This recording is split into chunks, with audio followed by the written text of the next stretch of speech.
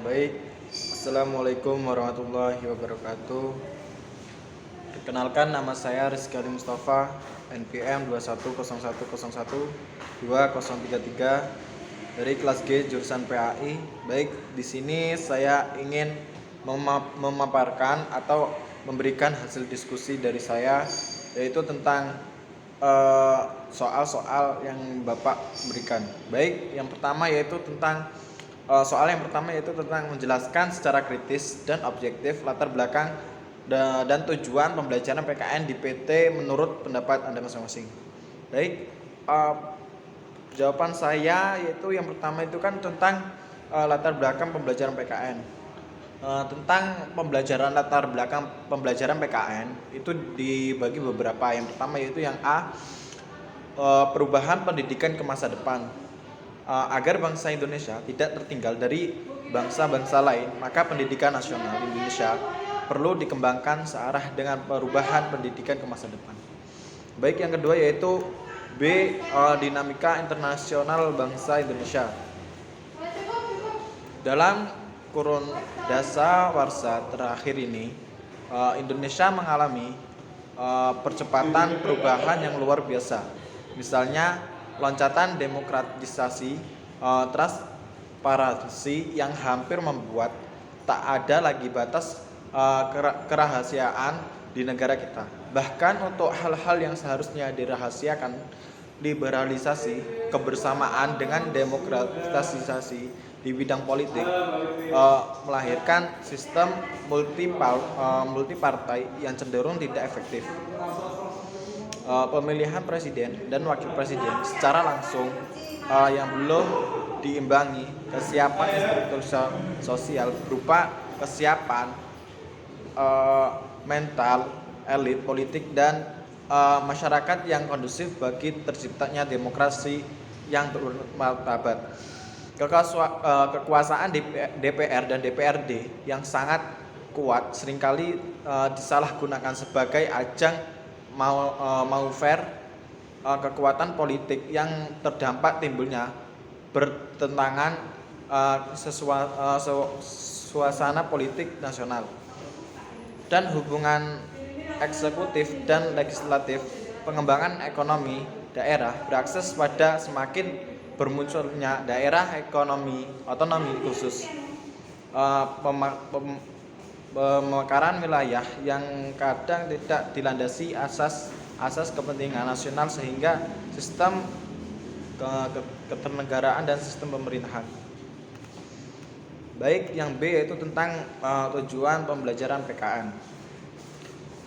PKN memiliki peran strategis dalam mempersiapkan warga negara yang cerdas, bertanggung jawab dan berkeadaban menurut rumusan civis internasional bahwa pendidikan demokrasi penting bagi pertumbuhan. Untuk keberhasilan pengembangan dan pemeliharaan pemerintahan, inilah salah satu tujuan penting pendidikan civis maupun citizenship untuk mengatasi political apatisme demokratis. Baik, yang kedua yaitu tentang identitas nasional. Setiap bangsa memiliki karakter dan identitas masing-masing. Apabila mendengar kata Barat, tergambar masyarakat yang individualis, rasional, dan berteknologi maju. Mendengar kata Jepang, tergambar masyarakat yang berteknologi tinggi, namun tetap melaksanakan tradisi ketimurannya. Bagaimana dengan Indonesia? Orang asing yang datang ke Indonesia biasanya kan berkesan dengan keragaman dan kekayaan budaya kita. Indonesia adalah negara yang memiliki keunikan dibanding negara yang lain. Indonesia adalah negara yang memiliki pulau terbanyak di Indonesia. Negara tropis yang hanya mengenal musim hujan dan panas, negara yang memiliki suku, tradisi dan bangsa terbanyak di dunia. Itulah keadaan Indonesia yang bisa menjadi ciri khas yang membedakan dengan bangsa yang lain. Salah satu cara untuk memahami identitas suatu bangsa adalah dengan cara membandingkan bangsa satu dengan bangsa yang lain dengan cara mencair sisi umum yang ada pada bangsa itu. Pendekatan demikian yang menghindarkan dari sikap kabalisme, yaitu penekanan yang terlampau berlebihan pada keunikan serta eksklusivitas esoterik, karena tidak ada suatu bangsa di dunia ini yang mutlak berbeda dengan bangsa lain. Baik, yang B yaitu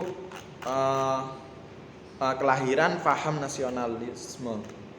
Lahirnya paham nasionalisme diikuti dengan terbentuknya negara-negara kebangsaan yang diatur belakangi oleh faktor-faktor persamaan keturunan bangsa, adat istiadat, tradisi, dan agama.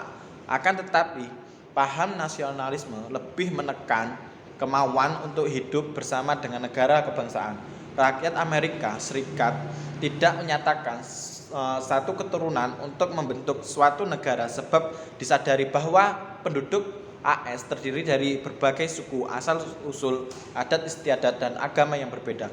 Nasionalisme timbul karakter unsur-unsur sebagai berikut. Yang pertama yaitu ikatan rasa senasib dan seperjuangan. Yang B yaitu tentang bertempat tinggal dalam satu wilayah yang sama. Yang C yaitu campur tangan bangsa lain dalam kurung penjajahan dan wilayahnya. Yang D yang terakhir yaitu persamaan ras tetapi hal tidak yang mutlak. Baik, mungkin itu hasil pemaparan dari soal-soal yang Bapak berikan. Apabila kekurangan jawaban atau kurang jelasnya jawaban mohon dimaafkan. Saya akhiri. Wassalamualaikum warahmatullahi wabarakatuh.